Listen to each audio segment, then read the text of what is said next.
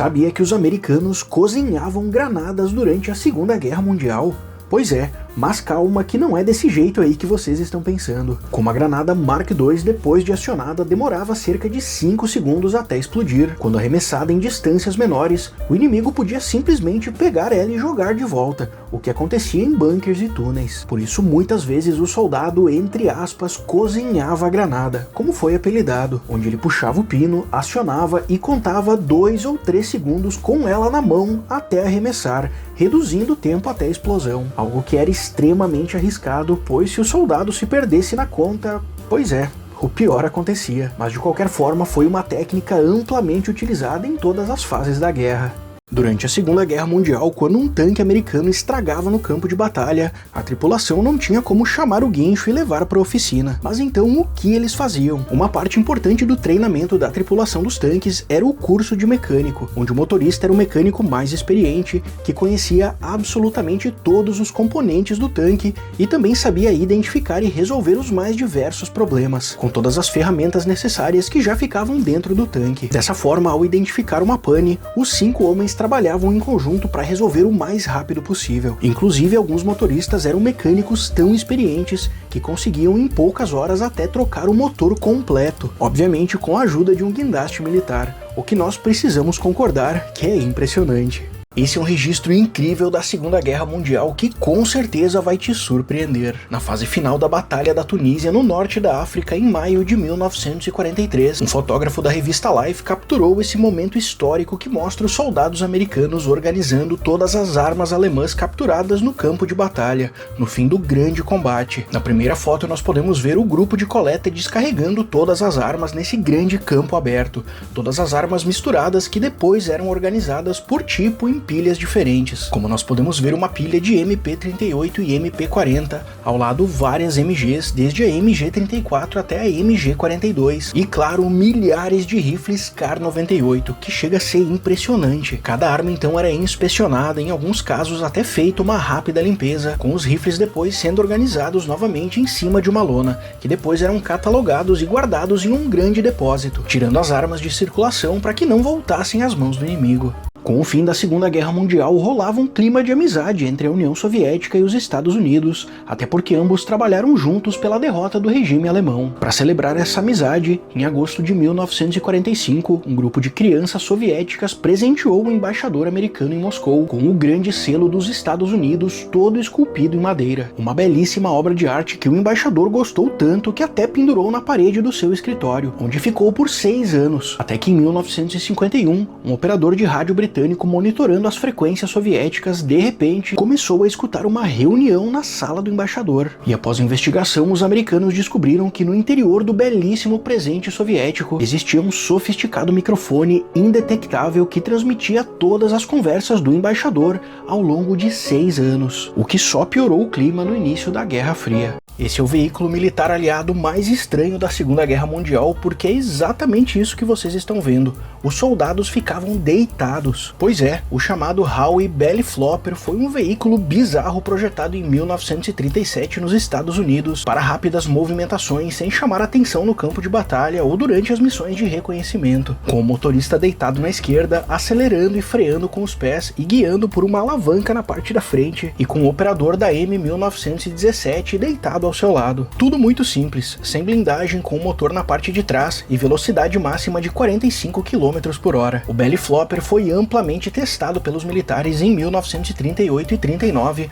mas foi abandonado com a chegada do Jeep, que era muito mais prático, versátil e, claro, mais fácil de dirigir. Bombas de madeira durante a Segunda Guerra Mundial? Pois é, essa história com certeza vai te surpreender. Durante a ocupação alemã da Holanda, o exército alemão construiu várias bases falsas em locais isolados para mostrar do alto uma maior presença militar na região, servindo também como alvos falsos durante ataques aéreos. Uma dessas foi uma grande base aérea, com aviões de madeira construídos com perfeição e que realmente enganavam quando vistos do céu. Mas dessa vez, ao invés de levar os aviões prontos, eles decidiram construir tudo no local, que foi identificado por um avião britânico. E um dia após o término da base, um oficial alemão avistou de longe várias bombas caindo no local, mas nenhuma explodiu. Quando os soldados foram investigar, eles descobriram que aquelas também eram bombas falsas de madeira, com a inscrição madeira por madeira. Pois é, os britânicos estavam tirando onda e revelando que já sabiam que as bases eram falsas.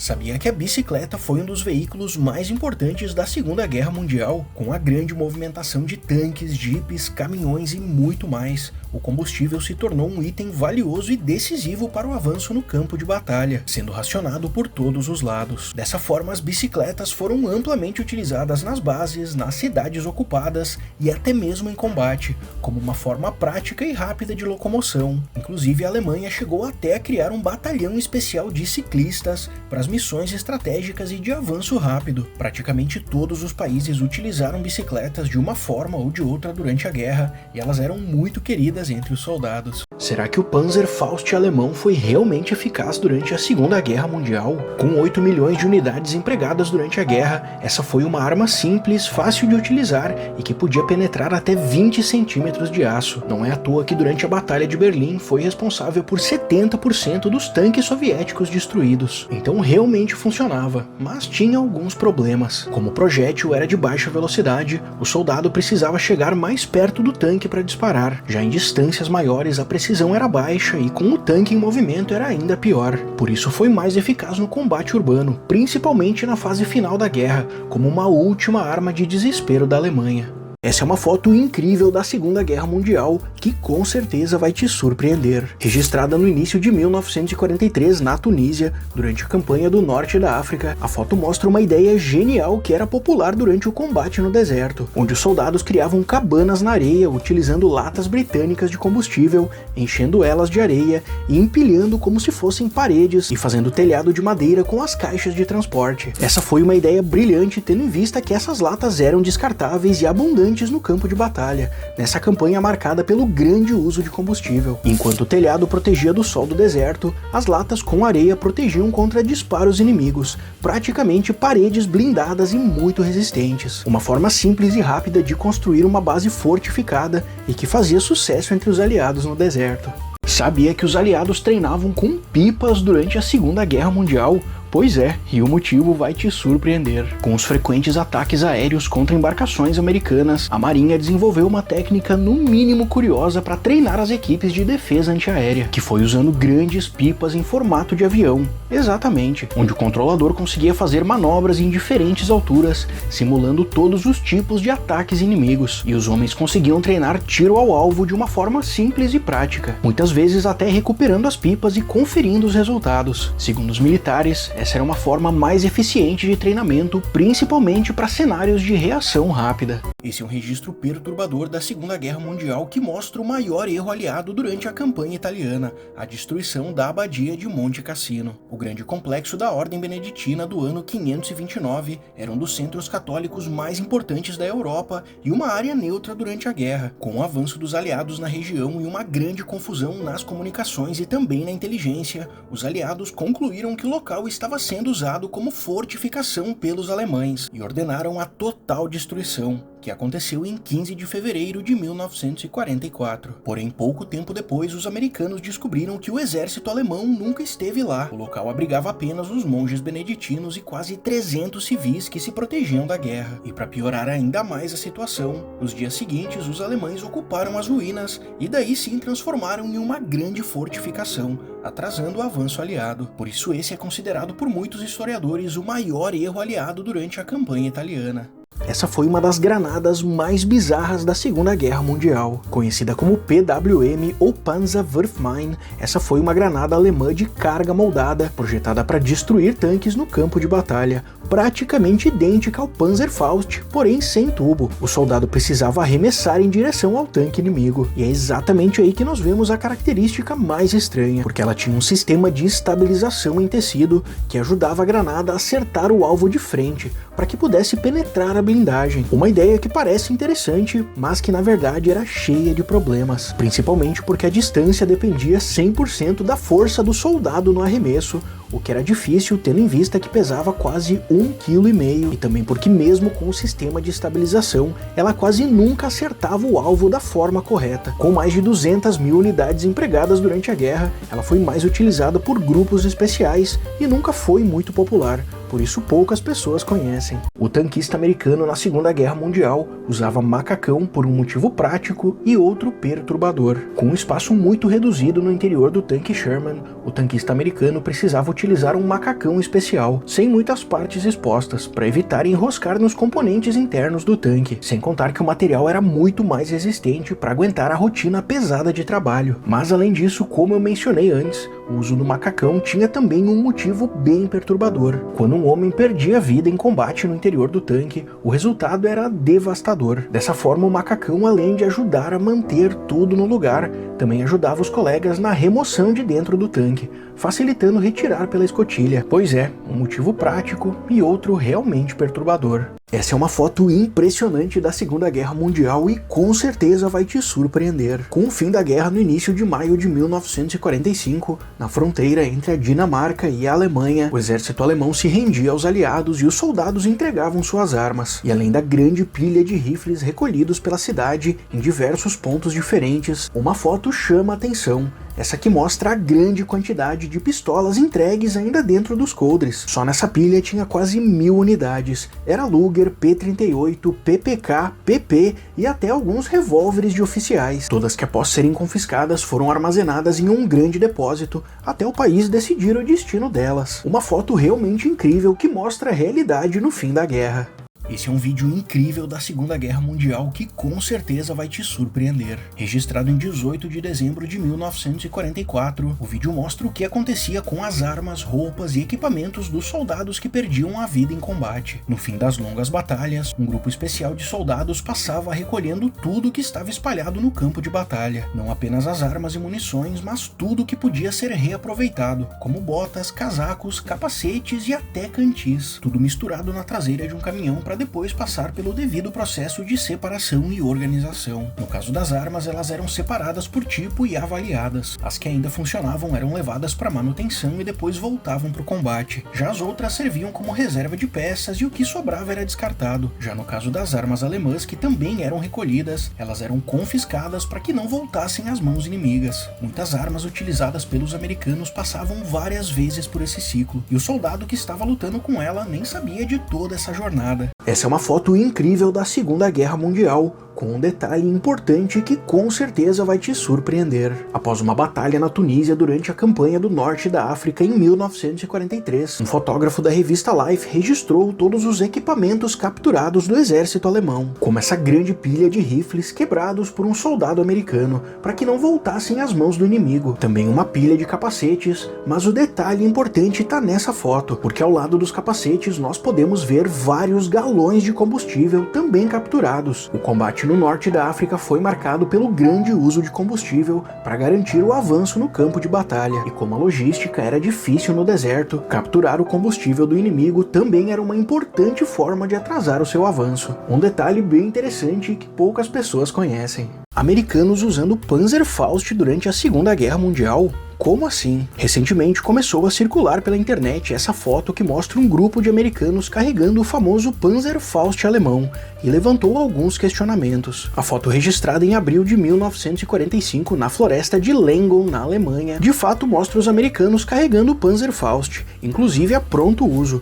e o fotógrafo explica o motivo. Durante a movimentação na floresta, os americanos encontraram e neutralizaram um grupo alemão que preparava uma emboscada na estrada, e como eles não podiam simplesmente deixar as armas no local para que não voltassem ao inimigo, os homens decidiram capturar e já deixaram a pronto uso caso precisassem durante a missão. Algo que não era recomendado, pois podia gerar confusão e eles podiam ser até atacados por outros soldados americanos na região. Já ouviu falar na bomba morcego da Segunda Guerra Mundial? Pois é exatamente isso que vocês escutaram. O polêmico projeto Raio-X foi desenvolvido em 1942 nos Estados Unidos, com o objetivo de atacar o Japão com milhares de morcegos carregando pequenas bombas incendiárias, onde os animais seriam lançados de avião nessa gaiola estranha, cerca de 1000 morcegos por gaiola, que caía de paraquedas e se abria em determinada altura, com eles voando e se escondendo nas casas, que no Japão praticamente todas eram de madeira. Uma ideia bem estranha, mas que o governo decidiu dar uma chance. Porém, durante os testes em grande escala ficou difícil controlar os animais, e o projeto foi encerrado quando os morcegos acabaram botando fogo na própria instalação de testes em 1943. Exatamente, mostrando mais uma vez que é uma péssima ideia usar animais como armas em combate. Esse é um dos registros mais incríveis da Segunda Guerra Mundial, um vídeo raro que com certeza vai te surpreender. Registrado por 2 cinegrafistas em 6 de março de 1945 durante a intensa Batalha de Colônia na Alemanha, o vídeo mostra um duelo impressionante entre um tanque Pershing americano e um tanque Panther alemão. Com um rápido avanço aliado pela cidade, um Panther alemão com uma experiente tripulação começou a emboscar e destruir os tanques Sherman que tentavam passar em meio aos destroços da cidade. E após ser localizado próximo à famosa Catedral de Colônia, um tanque americano M26 Pershing decidiu entrar na briga, começando o duelo. E após um momento de tensão, o tanque americano foi mais rápido, atingindo o tanque alemão, que fez sua tripulação fugir rapidamente. O tanque Panther foi destruído e sua tripulação presa logo em seguida. E esse duelo histórico de tanques é considerado um dos registros mais incríveis da Segunda Guerra Mundial.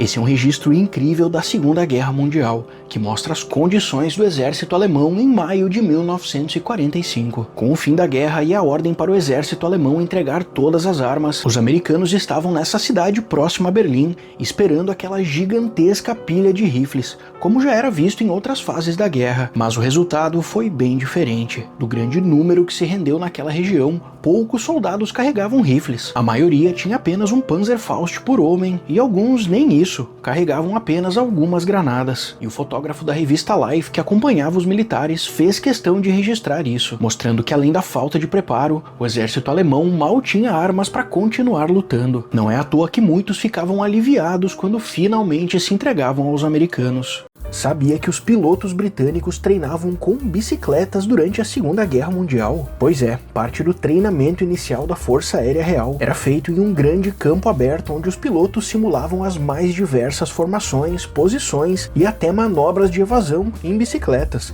que inclusive tinham essas asas e cauda para facilitar a visualização. Tudo de forma segura e organizada. Enquanto uma turma treinava, a outra assistia de uma plataforma elevada. Uma técnica simples e no mínimo curiosa, mas que, segundo os oficiais, funcionava bem para apresentar de forma didática os mais diversos fundamentos aos pilotos iniciantes. Esse foi um dos equipamentos mais importantes dos aliados na Segunda Guerra Mundial e que hoje praticamente ninguém conhece. Com o avanço da guerra e desembarques aliados em condições cada vez mais extremas, como nas praias, alguns soldados carregavam essa pequena bolsa lateral que era essencial para a vitória no campo de batalha. Isso porque essa era a tão importante bolsa de mapas M1938. Exatamente, uma bolsa especial que, além de transportar o kit completo para orientação e navegação dentro das missões, ela também ajudava a proteger os mapas que ficavam dentro de capas plásticas, permitindo acesso rápido e uso até mesmo nas piores condições. Apesar de simples, todas as missões dependiam desse kit, principalmente pela proteção dos mapas, mas também pela praticidade no campo de batalha. Esse foi o equipamento mais importante dos tanquistas na Segunda Guerra Mundial. Com o barulho ensurdecedor dentro dos tanques em combate, a comunicação entre os homens era difícil até mesmo gritando, por isso existia um sistema interno de comunicação, onde todos usavam fones de ouvido e um tipo de microfone especial chamado laringofone, ou microfone de garganta, que, como o próprio nome diz, era usado no pescoço e conseguia captar as vibrações da fala, permitindo uma comunicação mais limpa apesar de todo o barulho do interior. Sem contar, claro, que o homem também não precisava segurar o microfone, tendo as duas mãos livres para suas funções em combate. Um equipamento muito importante e que foi utilizado por ambos os lados durante a Segunda Guerra Mundial. porque o clássico isqueiro Zippo tinha pintura toda preta na Segunda Guerra Mundial. Com a entrada dos Estados Unidos na guerra, a Zippo suspendeu a produção de isqueiros para o público civil e passou a atender somente os militares americanos. Mas diferente daqueles isqueiros brilhantes e característicos da época, agora eles eram mais brutos e com a pintura preta toda rachada. Mas por que isso? Como o latão e outros metais viraram exclusividade do esforço de guerra nos Estados Unidos, a Zippo teve que fazer seus isqueiros com metais de qualidade inferior, que além da aparência feia, também enferrujavam mais rápido. Dessa forma, eles optaram por cobrir os isqueiros com uma tinta grossa e áspera, que protegia o metal, dava uma robustez maior e também evitava reflexos no campo de batalha. E foi assim que surgiu o famoso Zippo Black Crackle, o isqueiro que acompanhou a maioria dos soldados americanos durante a Segunda Guerra Mundial.